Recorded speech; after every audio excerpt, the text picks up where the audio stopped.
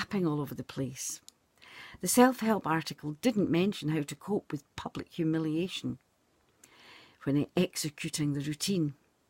If it wasn't that the tapping seemed to help, nothing would have induced her to make such a public spectacle of herself.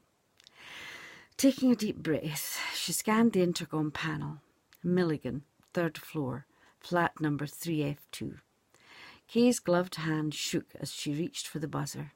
Her whole body shook. She tightened her grey belted coat closer round her thin frame, telling herself it was the exertion of walking from the centre car park and then trying to execute an intensely private routine in an eminently public setting. Idiot. She could see herself, a shivering, shaking, frightened mouse.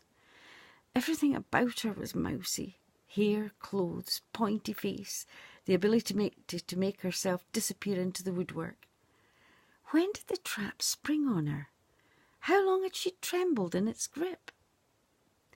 Willing herself to be calm, she tucked her neatly bobbed light brown hair behind her ear and buzzed again. Detective Inspector Burns had told her she'd need to keep buzzing up. Mirabelle never answers first time, he'd said. Mirabelle Milligan. Quaint name. Kay imagined a sweet old Miss Marple type lady, twin set and pearls, tweed skirt and brogues, running a missing person bureau as a hobby. Probably didn't answer at first because she couldn't hear the buzzer. Kay kept her finger on longer this time. Step away from the buzzer! The disconnected voice boomed through the intercom. Kay jumped. Sorry, she said, her mouth up close, but carefully not touching the dull metal grill. I thought perhaps you hadn't... There was an angry buzz as the dark green, heavy wooden door was opened for her. Yesterday's gourmet delights had left their stale odours hanging in the still atmosphere of the stair, and Kay wrinkled her nose in distaste. Curry had never been a favourite of hers. At least the stair was clean, brightly painted and well lit.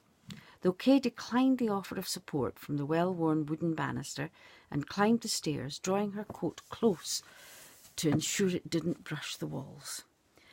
Even though she mentally tapped all the acupressure points, did it count if you only imagined the tap? By the time she reached the 3rd floor landing, she was calmer and had grown accustomed to the cloying smell. She took a deep breath in before knocking on the flat door. It made her dizzy, and the bright red door swung open under her hand. She steadied herself and pushed it further in accord with someone's shouted, "Just come in, it's open." It was not Kay's way to walk into someone's home without being properly escorted, but she expected it to be office premises. So that moved the rules a little, and she found she could overlook the informality. Checking her low-heeled, mid-brown court shoes were clean, she stepped across the threshold. But it wasn't an office. The hallway was cheerfully decorated, with every door a different colour, and bright poppy wallpaper on the walls. Pictures hung on every wall. Grandchildren, she guessed. But so many? Then it dawned on her. These would be families reunited. Families Miss Marple. She must stop calling it that. Families Mirabelle Milligan had reunited. She tried to guess who had gone missing in this one. The teenager, possibly. She looked suitably shamefaced. And this one? The old lady? And who would Mirabelle Milligan be? The same cheerful round face appeared in some, in fact in most of the groups. A large, smiling, olive-brown face with deep chocolate drop eyes and unkempt curly brown hair. Well, are you coming in or what? Kay turned, stepping back, catching her elbow on the edge of the still open door. Sorry, she said, rubbing the sore bit. The photographs caught my eye. She stooped to lift the unopened mail the door had pushed into a bundle at her feet. I didn't. Her hand dropped to her side, still holding the letters. Twin set and pearls, this was not. Sorry, she tried to control the break in her voice. I was looking for Miss I'm Miss Milligan. Yes?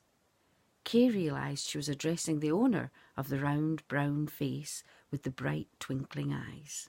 A colourful, commanding woman against whom Kay felt very small, though she had the advantage of height.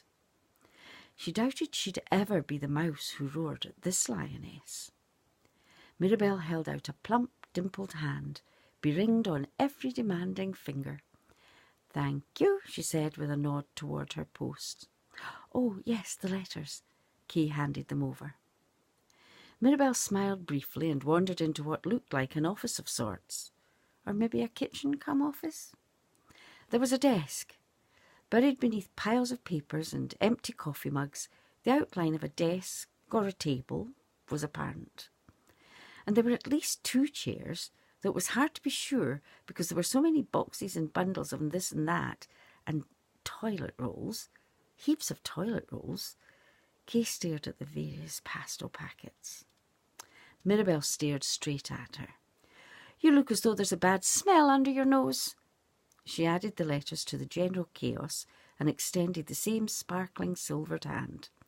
"Mirabelle Milligan, welcome to the Caribbean Carnival."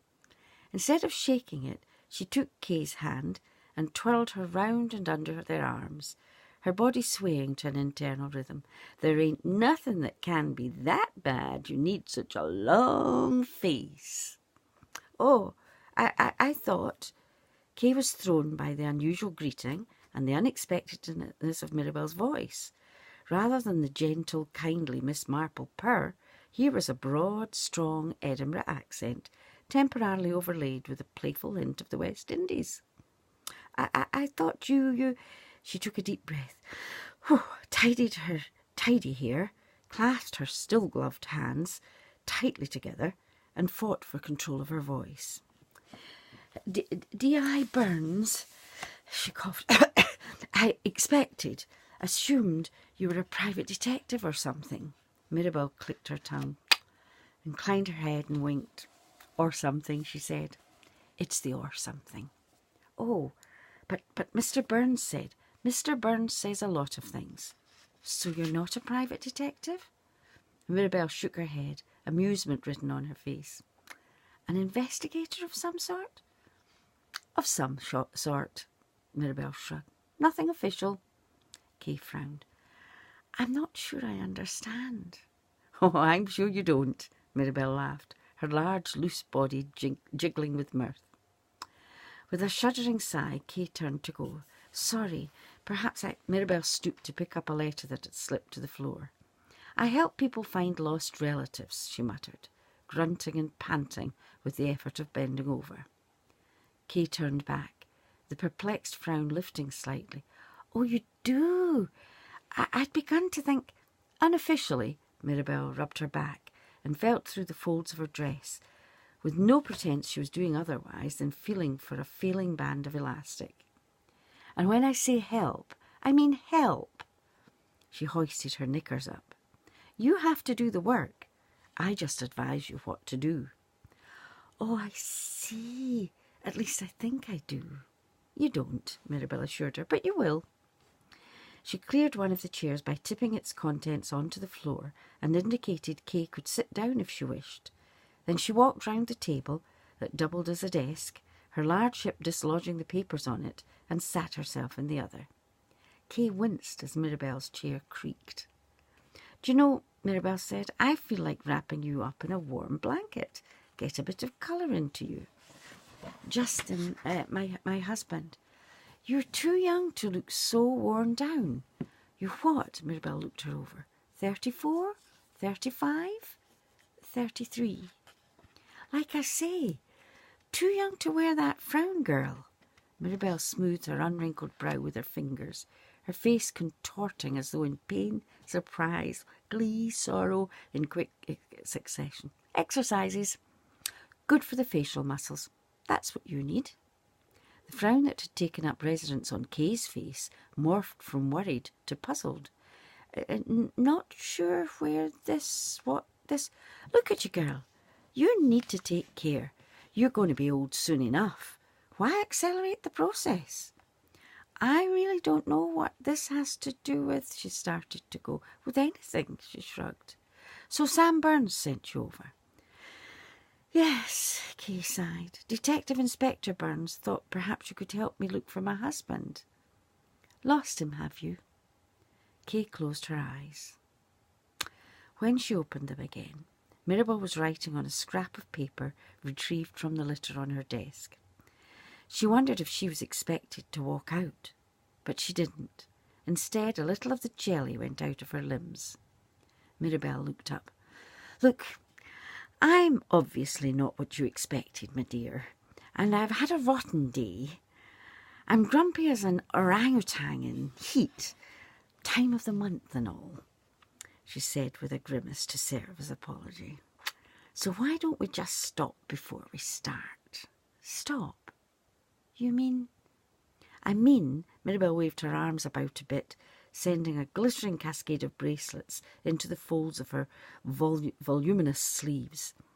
You obviously are having a bit of difficulty getting along with this whole investigator missing persons finder thing. And since I'm going to need to see your home, your hubby's things, where you lived, how you lived, things like that, she spread her hands, and since that's probably anathema to you, Mirabelle shrugged. I don't think, I mean, would that be, can't help you otherwise, girl? But I don't see. I mean, how could it help? What difference does it make how he lived? He's not there now, that's surely the point. Mirabelle stuffed her feet back into the soft, bedraggled canvas shoes she'd slipped off when she sat down. All one to me, pet. She shuffled through some papers. I don't really do missing husbands anyway. Not my bag. No contacts. Don't know what Sam thought I could do. Gathering up a haphazard bundle, she headed for the door, dropping bits and pieces as she went. Kay picked them up and held them out to her. You dropped? Mirabelle nodded towards the desk. Better with youngsters. Young women, my speciality. Know what makes them tick. Don't you need... Mirabelle looked at the papers in Kay's hand. Shouldn't think so. Probably got everything here, she answered, hardly looking round. Perhaps if you... Kay minded neatening the bundle, or her hands went out as though to take the perilous stack from her. Then she thought better of it and withdrew the gesture. Mirabelle laughed. You can't bear it, can you, pet? My sloppiness. She walked over and let the files and papers fall back onto the desk. There you go then, she said, with an invitation for Kay to do the necessary, which Kay quickly and expertly did after slipping her gloves into her handbag. She handed Mirabelle back the neatened bundle. Thank you. Lovely. I could do with you getting in about the rest of it. She indicated the general chaos. Kay turned back to the desk, drawn toward the mess. You looked in your hall cupboard lately, Mirabelle asked. Right at the back, perhaps. I'm not sure. Don't take offence, pet, but are you sure your man's missing? Couldn't just have tidied him away with the hoover? Kay's face reddened and she started for the door. I don't have to... No, you're right, you don't. Mirabelle sighed. I'm sorry. As I say, it's been a bad day, but I shouldn't take it out on you. Her tone softened. Look, why don't you put the kettle on? She nodded towards it.